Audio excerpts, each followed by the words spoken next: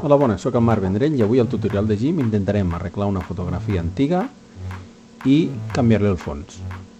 Donada la fotografia que tenim, el primer que volem és eliminar totes aquestes taques que veiem per aquí de la imatge i sobretot centrar-nos en la imatge del nen. La imatge del fons no hi patirem gaire perquè després el canviarem i no es veuran. El primer que faré serà treure aquest marge que veiem aquí de la imatge utilitzant el cúter i ara que ja tinc detallada la imatge a la mida que vull, començarem a arreglar-li la cara i les diferents taques aquestes de la llum o de la foto antiga que tenim. Utilitzarem les eines clonar i l'eina de cicatritza per poder-ho arreglar fàcilment i utilitzarem el pinzell amb degradat perquè sigui una miqueta més fàcil i entenedor a l'hora de fer-ho. L'eina de clona, si ens en recordem, funciona de la següent manera. Jo selecciono una part de la imatge, clicant amb la tecla del control, deixo fixada una posició i si jo clico en un altre lloc el que em fa és clonar aquesta part de la imatge que jo tinc aquí. Per fer-ho amb les taques que veiem aquí, el que farem serà el mateix, però fent la rodona de la mida més petita. Més gran, així. I clonaré la zona del costat. Quan jo clico la zona del costat, si us hi fixeu, se'm clone una mica la zona de la cara. Com que no queda perfectament bé, si nosaltres ens allunyem queda com una taca estranya, utilitzarem l'eina cicatritza que funciona de la mateixa manera, però que el que fa és igualar una mica els colors del voltant. Si ara ens allunyem, veieu, gairebé no es veu que hem tret una taca que abans hi havia. Per arreglar la cella el que agafarem serà la part petita aquesta que veiem aquí de la cella del mateix costat. Per tant, agafarem aquesta part petita i intentarem fer una cella fent desaparèixer la marca que teníem abans. Continuem. Utilitzarem aquesta línia d'aquí, farem la mida més petita i amb l'eina de clona arreglo aquesta part que veiem aquí i amb la de cicatritza igualem una mica els colors.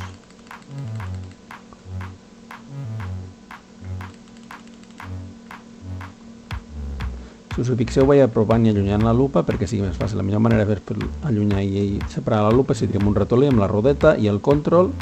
Jo m'allunyo, m'apropo, m'allunyo.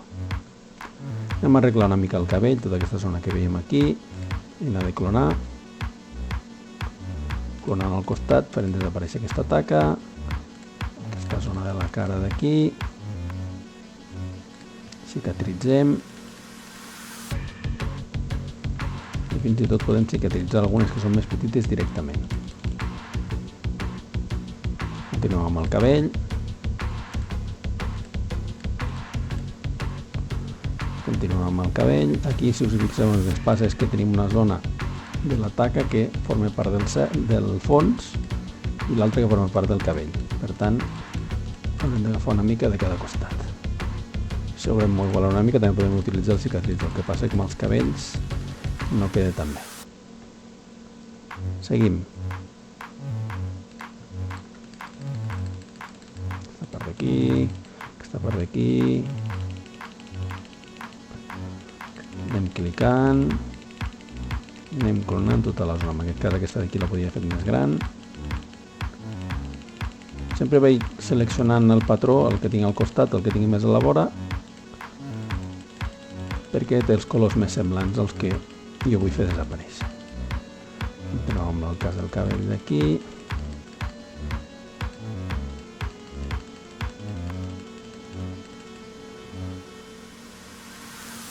Més o menys. Continuarem amb aquesta part del cabell que tenim aquí.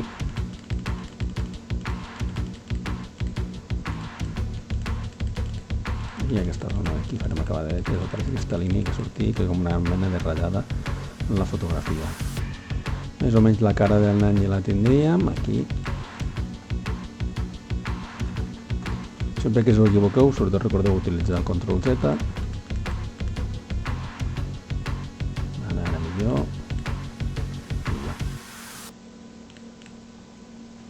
Així. i abans, com us he dit abans, les del fons no és tan important, però bueno, les que es veguin més sí que les hauríem d'eliminar una mica perquè no es veguin. Farem la rodona més gran, anar més ràpid. Només d'aquelles que es veuen més, com que després modificarem el fons no passa res. Aquí baix tenim unes taques molt grans, aquesta taca que veiem aquí.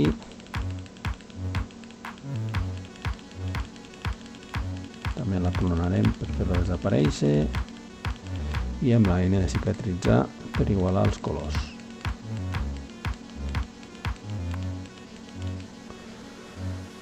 Continuem amb les taques. Tenim una altra taca aquí, al braç, que serà una miqueta més difícil perquè ens passarà com a dalt.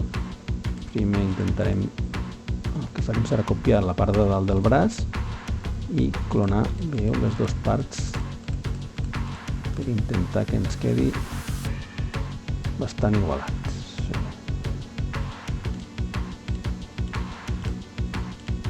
Ara sí. Si m'agradava més, així queda millor. Igualarem tota aquesta zona més petit.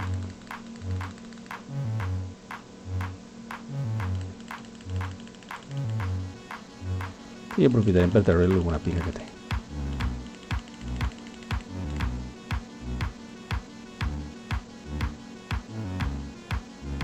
En aquesta part d'aquí també tenim una zona de la mà que no es veu gaire. Té aquesta taca bastant gran aquí i intentarem fer-la desaparèixer.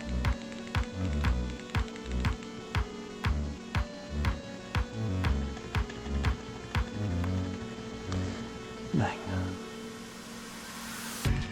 Farem desaparèixer tot de l'altra banda perquè així després ja mirarem a veure com li deixem la mà. La més forma més fàcil serà deixar com si la mà estigués tancada. Aquí també tenim una taca bastant gran, com si fos part del pantaló. Aquí també utilitzarem la part fosca del pantaló de sota.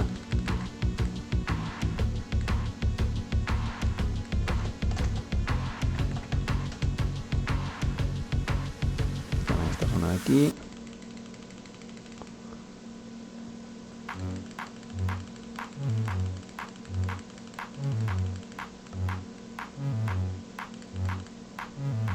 I igualem els colors. Bé, continuem a la butxaca.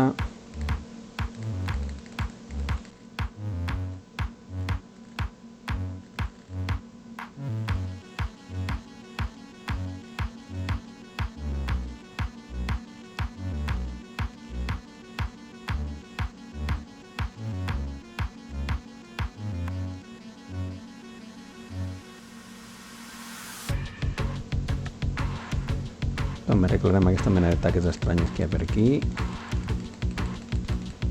Tot i que ja us he dit que després ja arreglarem el fons i no cal preocupar-nos gaire.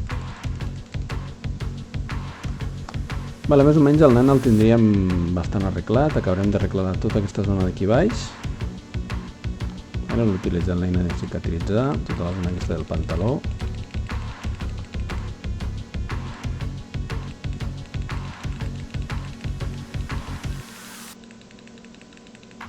Està bastant malament.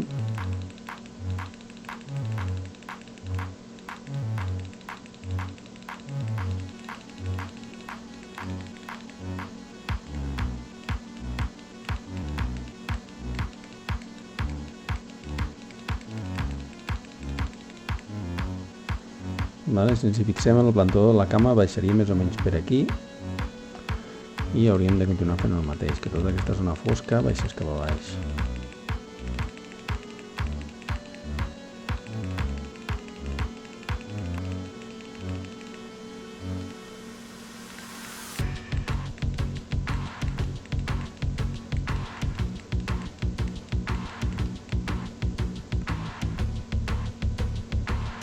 A l'altra banda farem el mateix.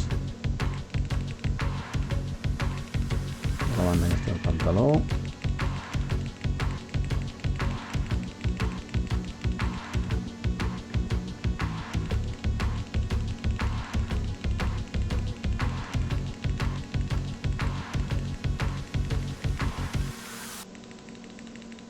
Seria la part que està més feta molt bé i que costaria més.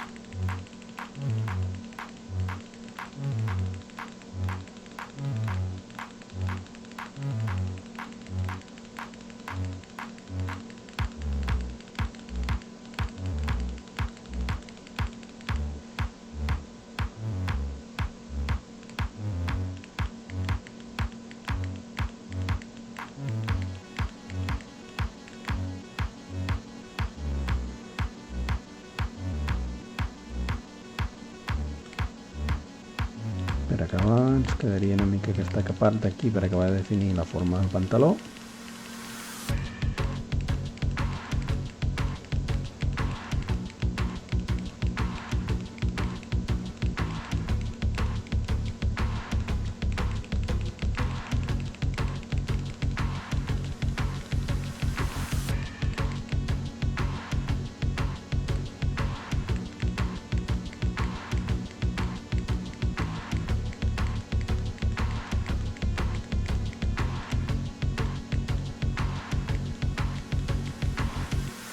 Bé, més o menys tindríem ara el nen ja amb la majoria de taques arreglades, i el que ens interessa, aquí n'he trobat una altra, està gran, agafarem la part del costat i intentarem que ens quedi més o menys igual, una mica més amunt, sí.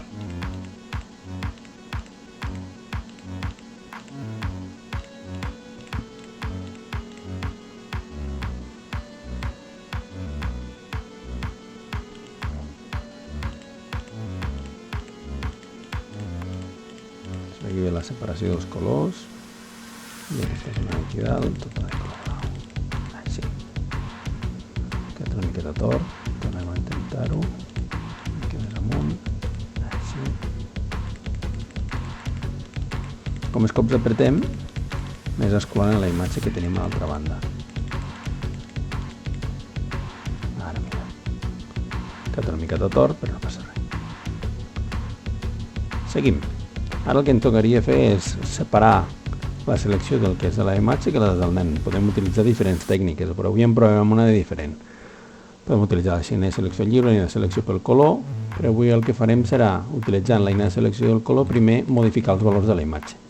Abans de començar a fer res, i perquè tinguem la seguretat de que ho estem fent bé, farem una còpia de la capa de la imatge. Per fer-ho, duplicarem aquesta capa i tindrem dues còpies de la imatge original. A partir d'aquí el que faré serà baixar-li el llindar de colors al blanc i negre, només que hi hagi colors blanc i negre, perquè després sigui més fàcil de seleccionar. Per fer això anem a l'apartat colors, llindar. Quan jo clico el llindar, si hi fixem, tenim dues fletxes, la del negre i la del blanc.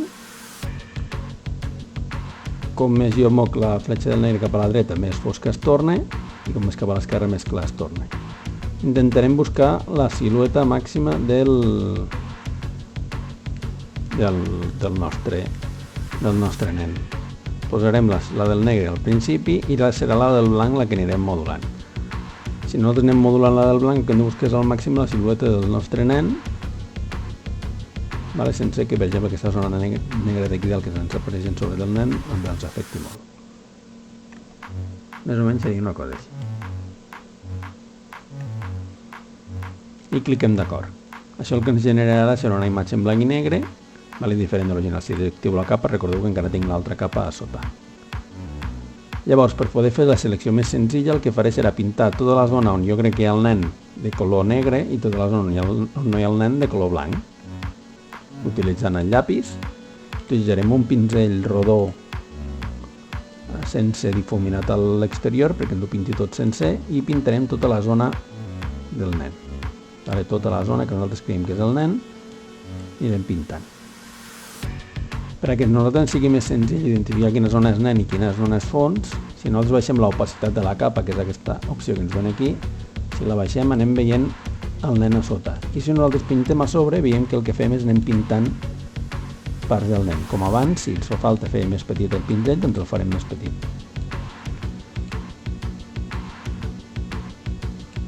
I si ens apropem més, doncs podem veure si hi ha zones que les hem de pintar o zones que no les hem de pintar.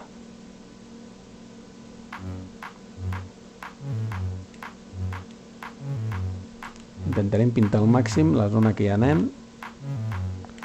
Baixarem una mica més l'opacitat, que es vegi millor de sota.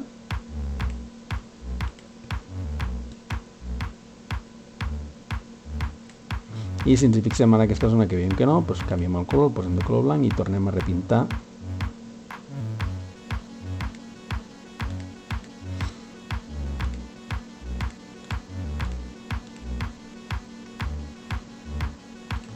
i anem canviant els colors per anar pintant el que ens interessa.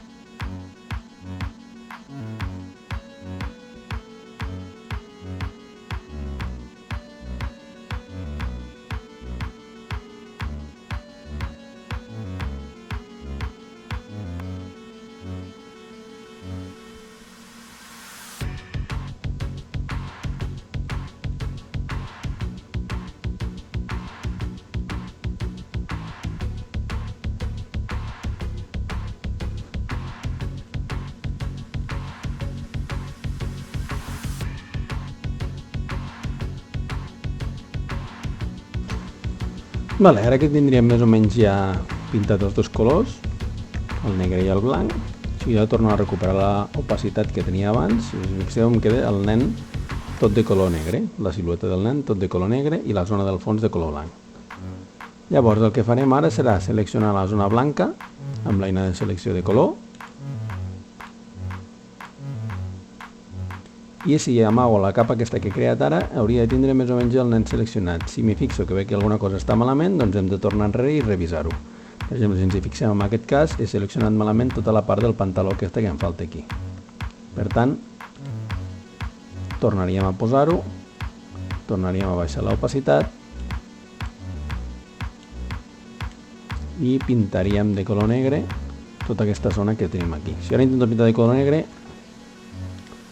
com que ho tinc ja de color blanc posat d'abans, ja va així. Tota aquesta part de sota que hem de buscar on s'acaba el pantaló i on comença el fons, perquè té un color molt semblant.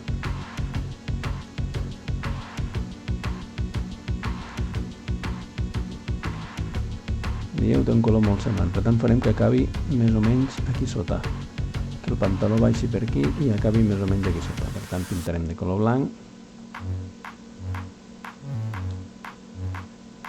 Com que jo tinc seleccionat tot el que tinc seleccionat abans, és més fàcil perquè ara, per exemple, jo no puc pintar a la mà, no me'n deixa pintar a la mà, només puc pintar el que no està seleccionat. Doncs ara ja ho tindríem. Tornem a posar el 100%, torno a seleccionar tota la zona blanca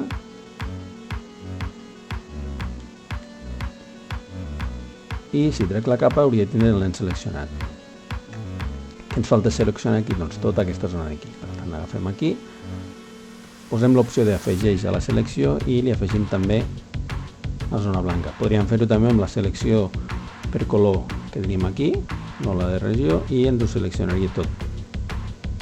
Totes les zones que són de color blanc, tot aquest punt d'aquí, que aquest no m'interessa que surti de color blanc, per tant, pintarem negre i ho tornarem a fer. Ara sí que tindria tota la zona exterior del nen ja seleccionada. El que farem ara serà difuminar el fons, perquè es vegi gairebé en primer pla el nostre nen. Per difuminar el fons utilitzarem el filtre de difuminació gaussiana. Anirem a filtres, difumina, difuminació gaussiana. Tirem la capa, filtres, difumina, difuminació gaussiana. Quan jo tinc seleccionada la capa de difuminació gaussiana, el que he de fer és anar augmentant la difuminació. Quan jo més augmenti la difuminació, més en primer pla es quedarà el nen i més en segon pla quedarà el fons. Però, si us hi fixeu també, El que em fa és tot el que està la zona que està aquí més a prop del nen, doncs se'ns deforma una mica. Podríem fer-ho més o menys. Per tant, hem de buscar una manera que a nosaltres ens quedi, però que no ens quedi que el nen està molt difuminat a sota. Per tant, posaríem així.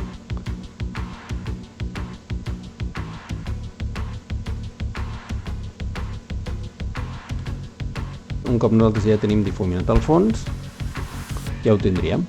Ara el que farem per acabar de donar-li una altra profunditat o una forma diferent, perquè no quedi el fons tan sosa, el que serem fer afegir-li una supernova. Per afegir una supernova anirem a filtres, llums i ombres, supernova. Una supernova bàsicament és una llum que surt del fons i nosaltres la podem anar modificant perquè ens quedi com vulguem. Per exemple, si us hi fixeu aquí ens podem modificar la posició, es pot modificar per aquí o per aquí. Veieu? Podem moure la supernova si una llum així. El radi és lo gran que és la llum que sortirà del darrere, que es generarà. Com que només tenim seleccionat el fons, només ens ha de sortir la llum en el fons. El nombre de rajos és la quantitat de rajos que té aquesta supernova. I el to aleatori és els colors que nosaltres volem. Ara, per exemple, només té un color, i si jo el triés per aquí, doncs li ficaria un color que jo vulgui, però li puc donar diferents tons de colors. Veieu? Si això jo ara ho poso al darrere, situo al darrere, i redueixo una mica els rajos que té i sobretot li baixo una mica el radi, perquè amb el radi quedem com molt colorit, una cosa així, i potser també li baixaré una mica els tons. Doncs tinc els tons diferents de color que ens podria quedar darrere la imatge. Això ens quedaria una cosa així. Si ara trec la selecció ens quedaria que la nostra imatge quedaria una cosa així. I això bàsicament seria una manera d'arreglar una foto antiga. Si us fixeu encara a la imatge quedarien coses per arreglar, però bueno, hem pogut arreglar bàsicament les taques principals i hem millorat una mica la imatge respecte a com estava abans. Espero que us hagi agradat i us animo a ser creatius i a investigar perquè al GIMP es poden fer moltes i moltes coses. Adeu i fins la pròxima.